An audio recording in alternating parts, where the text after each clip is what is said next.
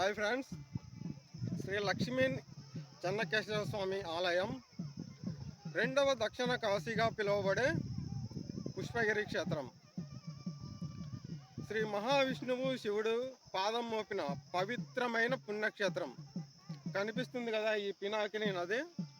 ఈ పినాకిని నదిలో ముసలివారు సైతం స్నానం చేస్తే యవ్వనస్తులుగా మారేవారంట. యవ్వనస్తులుగా మారడమే కాకుండా వాళ్ళకు అమరత్వం వచ్చేదంట.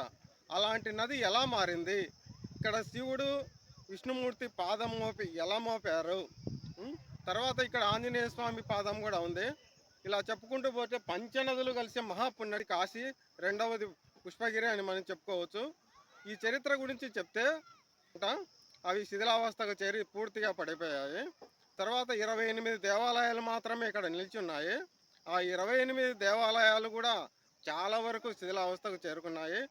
నిలిచి ఉన్న దేవాలయాల్లో ప్రతి ఒక్క దేవాలయంలో నేను వీడియో తీసి ఈ వీడియో మీకు చూపిస్తాను. ఈ వీడియో చూసేటప్పుడు ఒక లైక్ ఇవ్వండి, ఎందుకంటే నేను ఎలా వీడియో తీశాను అనేది నాకు అర్థమవుతుంది. లైక్ తర్వాత కామెంట్ బాక్స్లోకి వెళ్ళండి. నా ఏమైనా తప్పులు ఉంటే ఆ కామెంట్ బాక్స్లో మీ అభిప్రాయం నాకు చెప్పండి. ఓకే ఫ్రెండ్స్, ఈ వీడియో చూసేటప్పుడు మాత్రమే లైక్ ఇవ్వండి, ఎందుకంటే వీడియో చివరిలో రథోత్సవ కార్యక్రమం చాలా అద్భుతంగా జరిగింది. ఆ అద్భుత దృశ్యాలన్నీ నేను చూపించాను. తర్వాత రెండవ హంపిగా పిలువబడే ఈ పుణ్యక్షేత్రము అద్భుతమైన శిల్పకళా నైపుణ్యంతో అపురూపమైన శిల్పాలు ఈ వీడియోలో నేను చూపించాను. రెండవ హంపిగా కూడా పిలుస్తారు. ఓకే ఫ్రెండ్స్, ఇంకా వీడియో ఆంధ్రప్రదేశ్ కడప జిల్లాలో ఉన్న చారిత్రక పుష్పగిరి ఆలయ సముదాయంలోని ప్రధాన ఆలయమైన శ్రీ చెన్నకేశవ స్వామి ఆలయ గోపురం అత్యంత ఎత్తైనది. ఈ ఆలయ గోపురాలు ద్రావిడ శైలిలో నిర్మింపబడి శిల్పకళతో అద్భుతంగా ఉంటాయి. ఈ చెన్నకేశవ స్వామి ఆలయం అతి పెద్దది మరియు అత్యంత పురాతనమైనది. ఈ ఆలయ గోపురం భారీ ఎత్తులో ఉంటుందని పేర్కొన్నప్పటికీ ఖచ్చితమైన అడుగుల సంఖ్య 216 అడుగులని అంచనా. చారిత్రక పుష్పగిరి ఆలయ సముదాయం ప్రధానంగా 7వ శతాబ్దం నుండి 13వ శతాబ్దం మధ్య కాలంలో వివిధ రాజవంశాలచే నిర్మింపబడింది మరియు అభివృద్ధి చేయబడింది. వైద్యనాథీశ్వర చెన్నకేశవ ఆలయాలు ఈ క్షేత్రంలో అత్యంత పురాతనమైనవి. అనేక శివ వైష్ణవ ఆలయాలు సముదాయం 7వ శతాబ్దం వైద్యనాథీశ్వర ఆలయం ఉన్నట్లు ఈ పుష్పగిరి క్షేత్రంలో ఆధారాలున్నాయి. చోళులు, పల్లవులు మరియు శ్రీకృష్ణదేవరాయలు వంటి విజయనగర రాజులు ఈ పుష్పగిరి ఆలయాలను అభివృద్ధి చేశారు. పుష్పగిరి ప్రధాన ఆలయ లోపలి భాగం. ఈ పుష్పగిరిలో ఉండే 28 ఆలయాలు నేను మీకు ఈ వీడియో ద్వారా చూపిస్తాను. ఈ వీడియో ఎక్కడా మిస్ అవ్వకుండా చూడండి, ఎందుకంటే ఎక్కడైనా మిస్ అయిన తర్వాత మీరు ఈ ఆలయాలు చూడలేకపోవచ్చు. ప్రతి ఒక్క ఆలయం ఈ వీడియో ద్వారా నేను చూపించడం జరిగింది.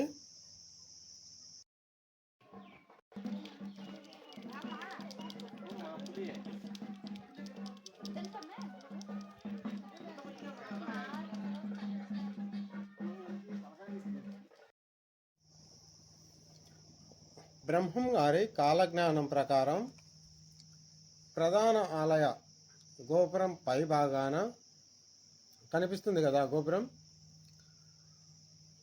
ఒక పక్షి కూర్చొని తన మెడ వంచకుండా నీరు తాగుతుందంట. అంటే అంత ఎత్తు వరదలు సంభవిస్తాయట. కనిపిస్తుంది కదా గోపురం పై భాగాన.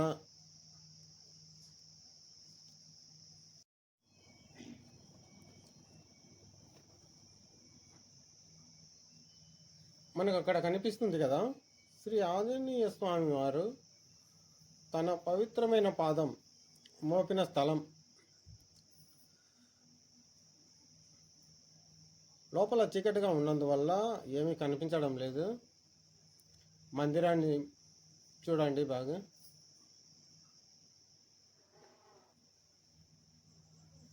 చాలా చీకటిగా ఉంది లోపల. ఇక్కడ శివలింగం మహానంది తూర్పు వైపు ముఖం.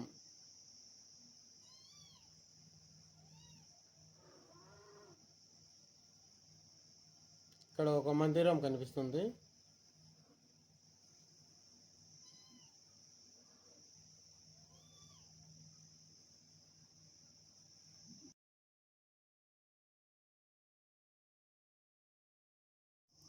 పుష్పగిరి వద్ద పెన్నా నదితో పాటు మరో 4 నదులు కలిసి పంచనదీ సంగమంగా ప్రసిద్ధి చెందాయి. ఒకటి పినాకిని నది, అంటే మనం ఇప్పుడు పిలువబడే పెన్నా నది, ప్రధాన నది. రెండవది కుముద్వతి, ఇప్పుడు మనం పిలువబడేది కుందు నది. మూడవది బహుదా నది. నాలుగవది మందాకిని నది. ఐదవది పాపాగ్ని నది. పుష్పగిరి ఆలయ ప్రధాన గోపురమందు కుడివైపున ఒక్కో శాసనం ఉంది. మీరు చదువుటకు చాలా స్లోగా వీడియో తీయడం జరిగింది, గమనించండి.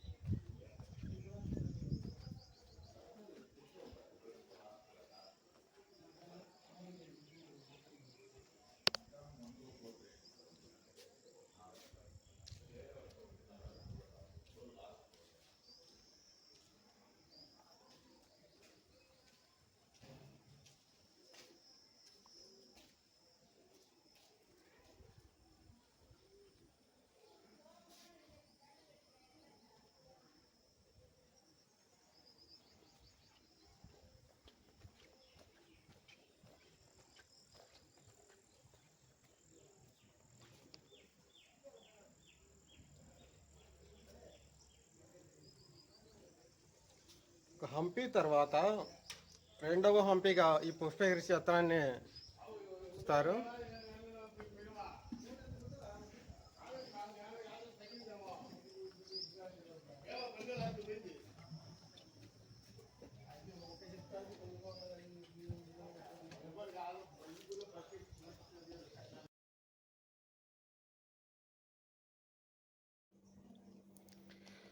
ప్రధాన ఆలయ కుడివైపున ఓ మండపం. ఇక్కడి ఆంజనేయ విగ్రహం ఓ సన్యాసి రూపంలో ఉంటుంది. ఆయన చేతులు జోడించి నిలబడి ఉన్న భంగిమలో ఉంటాడు. ఆయన తలపై కిరీటం లేదు. దానికి బదులుగా ఆయన తోకతో కట్టుబడిన జుట్టుకచ్చు కనిపిస్తూ ఉంది. ఇక్కడి ఆంజనేయుడు కేవలం ధోతి మాత్రమే ధరించి ఉన్నాడు.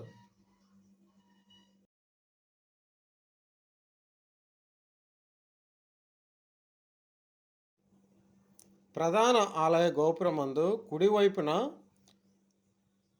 మహావిష్ణువు పవలించిన శిల్పం చాలా అద్భుతంగా కనిపిస్తూ ఉంది.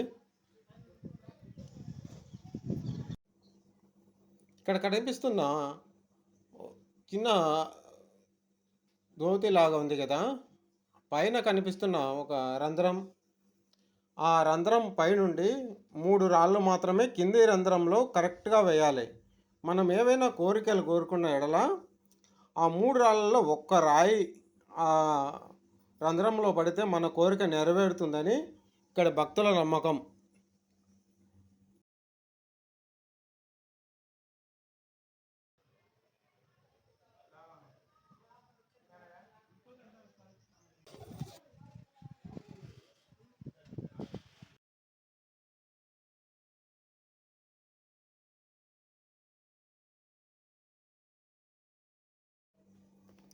పుష్పగిరి చరిత్రకు వస్తే, ఈ చరిత్ర గురించి చెప్తాను, శ్రద్ధగా వినండి.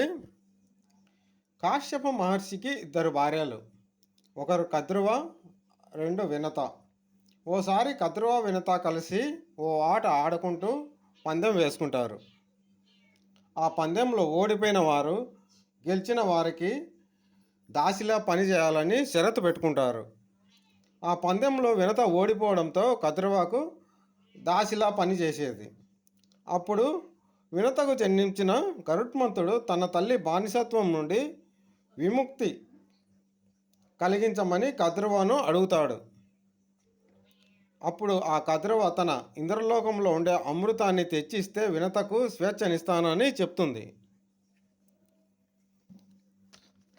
అప్పుడు ఆ గరుత్మంతుడు అమృతం తీసుకురావడానికి ఇంద్రలోకానికి బయలుదేరతాడు. దేవేంద్రుడి దగ్గర ఉన్న అమృతాన్ని అంటే దేవేంద్రునికి తెలియకుండా తీసుకొస్తున్న సమయంలో దేవేంద్రుడు గరుత్మంతుడిని వెంబడిస్తాడు. పినాకిని నది దగ్గరకు వచ్చిన తర్వాత వాళ్ళిద్దరి మధ్య తీవ్ర యుద్ధం జరుగుతుంది. ఆ యుద్ధం జరిగే సమయంలో 2 అమృతం చుక్కలు ఈ ప్రాంతంలోని పినాకిని నదిలో పడటంతో ఈ పినాకిని నది మహాపవిత్రంగా మారిపోతుంది. ఒకరోజు ఒక రైతు తన తీవ్ర ఆర్థిక ఇబ్బందులతో బాధపడుతున్న పేద రైతు ఆత్మహత్య చేసుకోవడానికి ఈ పినాకిని నదిలో దూకుతాడు. ఈ నదిలో పడటంతో ఆ రైతు యువకుడిగా మారిపోతాడు. చాలా చాలా ఆశ్చర్యపోతాడు. మరోసారి పరీక్షిద్దామని ఆయన భార్యను మరియు ఆయన పెంచుకునే ఎద్దులను కొనలను ముంచుతాడు. వారు యువతగా మారిపోతారు. ఈ పవిత్ర కొలను యొక్క వార్తా స్థలం అంతటా వ్యాపిస్తుంది. అందరూ ఈ నదిలో స్నానం చేసి యవ్వనస్తులుగా మారడం, అమరత్వం పొందుతుంటారు. ఇది గమనించిన నారద మహర్షి దేవతలకు ఈ విషయాన్ని చెప్తాడు. దేవతలందరూ కలిసి హరిహరులు అయినటువంటి మహావిష్ణువు శివుడి దగ్గరకు పోయి జరిగిన విషయాన్ని చెప్తారు. అప్పుడు హరిహరులు తక్షణమే ఈ కొలను మూసివేయాలని వారు ఆంజనేయ స్వామిని ఆదేశిస్తారు. అప్పుడు ఆంజనేయ స్వామి ఒక పెద్ద కొండను తీసుకొచ్చి ఆ కొలనులో వేస్తాడు. కానీ ఆ కొండ మునిగిపోకుండా ఒక పువ్వులాగా తేలియాడుతూ వచ్చింది. అది గమనించిన ఆ కొండ పైకి తేలకుండా ఆ శివుడు విష్ణుమూర్తి తమ పాదాలతో గట్టిగా భూమిలోకి తొక్కేస్తారు. ఈ కొండపై శివుడు పాదంతో నొక్కిన ప్రదేశం రుద్రపాదంగా, విష్ణుమూర్తి నొక్కిన ప్రదేశం విష్ణుపాదంగా ప్రసిద్ధి చెందాయి. పుష్పగిరి గర్భగుడి యందు ఈ శిల్పం ఓ అద్భుతం. మహాభారతం యందు శ్రీకృష్ణుడు అర్జునుడికి గీతోపదేశం చేస్తున్న చిత్రం చాలా అద్భుతంగా ఉంది. స్థల పురాణం ప్రకారం ఆంజనేయ స్వామి వారు పెద్ద కొండ తెచ్చి ఇక్కడ వేస్తాడు కదా, కొండను గిరి అని అంటారు. ఆ కొండను పినాకి నదిలో వేయడంతో ఆ కొండ ఒక పువ్వులాగా తేలియాడంతో ఆ పువ్వును పుష్ప అని రెండింటినీ కలిపితే పుష్పగిరి అనే పేరు రావడం జరిగింది.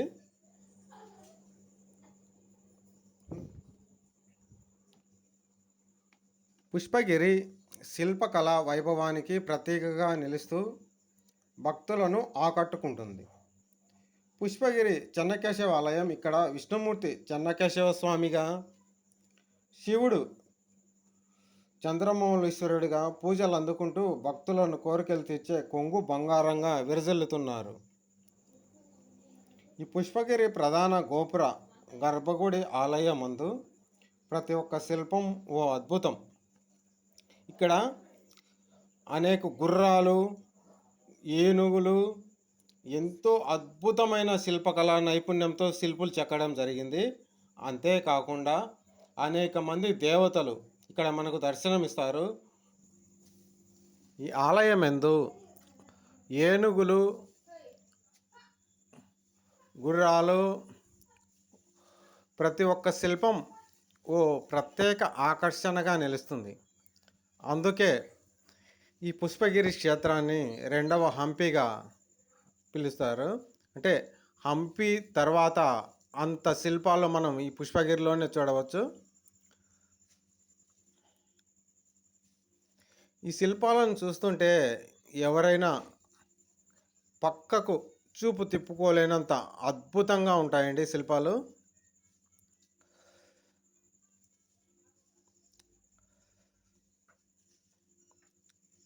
చాలా అందంగా ఉంటాయి.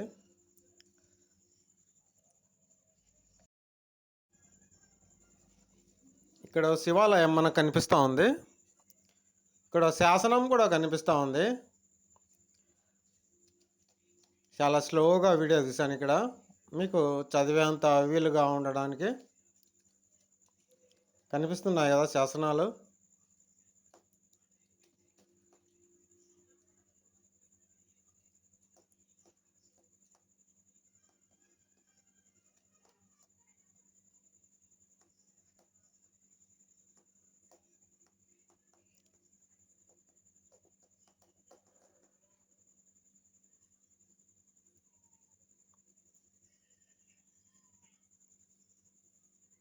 ఇక్కడ మనకు శివలింగం దర్శనమిస్తూ ఉంది. నంది విగ్రహం అయితే లేదు. వినాయక స్వామి మనకు దర్శనమిస్తాడు. తర్వాత ఇక్కడో శివలింగం మనకు దర్శనమిస్తూ ఉంది. రాముడు, లక్ష్మణుడు, సీత, ఆంజనేయ స్వామి.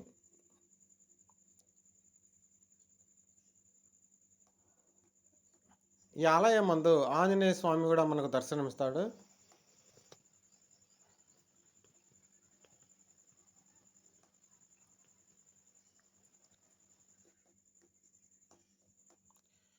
పుష్పగిరి ఆలయ సమూహం ఎంతో ఆహ్లాదకరమైన వాతావరణంలో,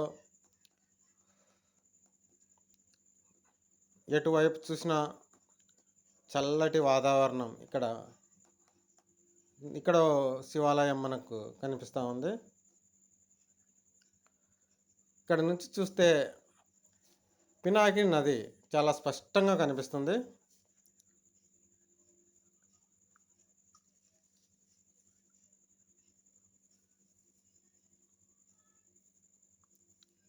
శివాలయం లోపలికి వెళ్దాం.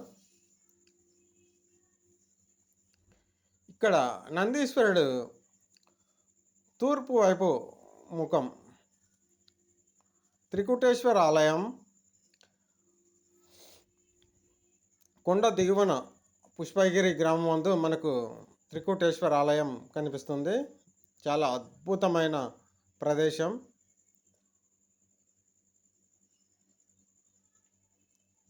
ఇక్కడ గజరాజులు కూర్చొని ఉండి గజరాజులే ఆహ్వానం పలికినట్టుగా శిల్పులు ఓ అద్భుతమైన కళను ప్రదర్శించారు ఇక్కడ.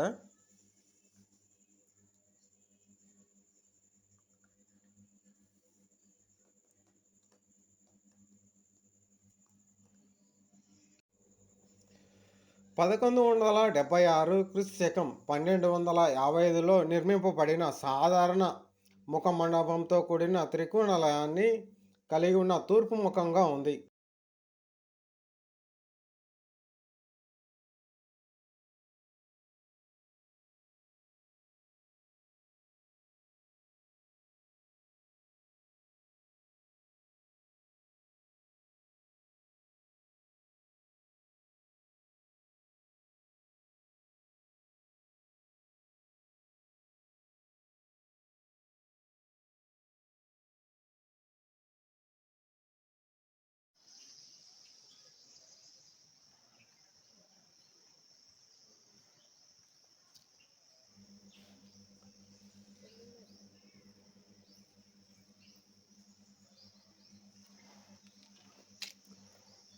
నాలుగు స్తంభాల వాకిలితో సభా మండపం అనుసరించబడింది. సభా మండపానికి తూర్పున 4 స్తంభాల నుంచి మండపం నంది విగ్రహాన్ని కలిగి ఉంది. నంది విగ్రహం పడమర వైపు ముఖం ఉంది. ముఖ మండప స్తంభంపై క్రీ.శకం 1255 నాటి శాసనాల ప్రకారం కాయస్థ కుటుంబానికి చెందిన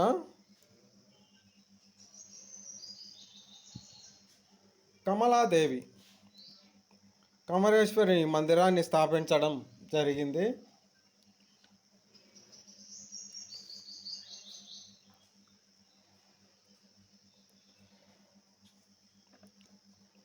అల్లూరి రాజు కుమార్తె అచరేశ్వర ఈ మందిరాన్ని స్థాపించడం జరిగింది. పల్లవరాజు కండరాయ వల్లవేశ్వర మందిరాన్ని స్థాపించారు. ఈ మూడు మందిరాలను ఏర్పడిన సమూహాన్ని త్రికూట అని పేరు పెట్టారు.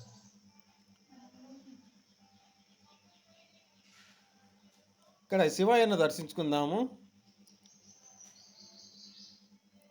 అక్కడ కనిపిస్తుంది కదా శివలింగం. ఓం నమ శివాయ. చాలా అద్భుతంగా ఉంది శిల్పం.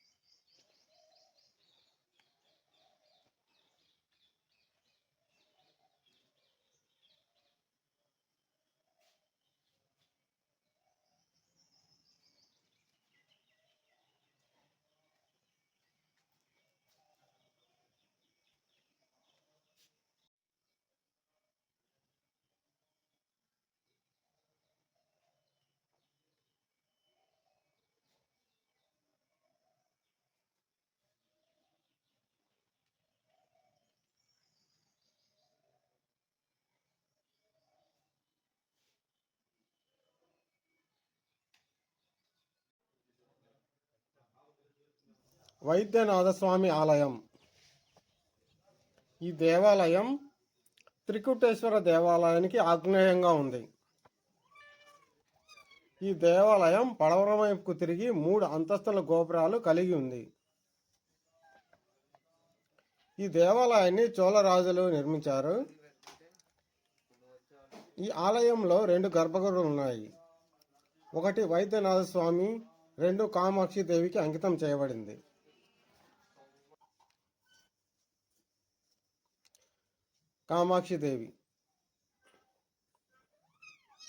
కామాక్షిదేవి అమ్మవారిని దర్శించండి.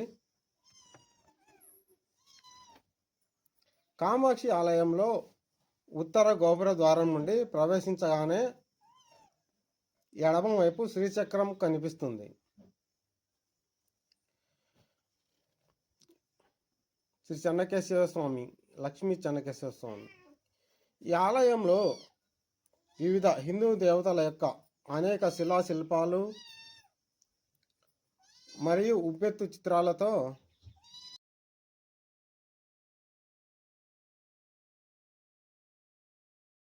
ఉంది. ఈ ఆలయంలో భారత పురావస్తు శాఖ ఏఎస్ఐ తవ్వకాలలో వెలికి తీసి భద్రపరిచిన వివిధ హిందూ దేవతల విగ్రహాలు, వీరశిలలు ఉన్నాయి.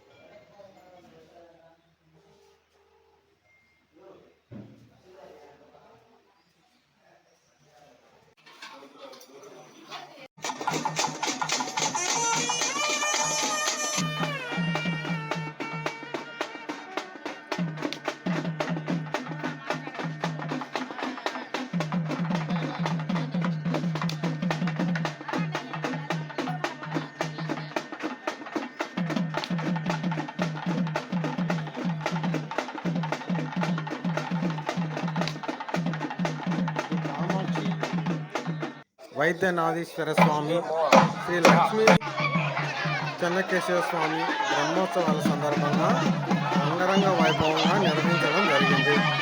ఇందులో భాగంగా రథోత్సవం అత్యంత భక్తి శ్రద్ధలతో భక్తులు పాల్గొనడం, స్వయాన హరిహరులే ఈ పుష్పగిరి వైపు చూసేలా రథోత్సవం కనుల పండుగగా జరుగుతూ ఉంది.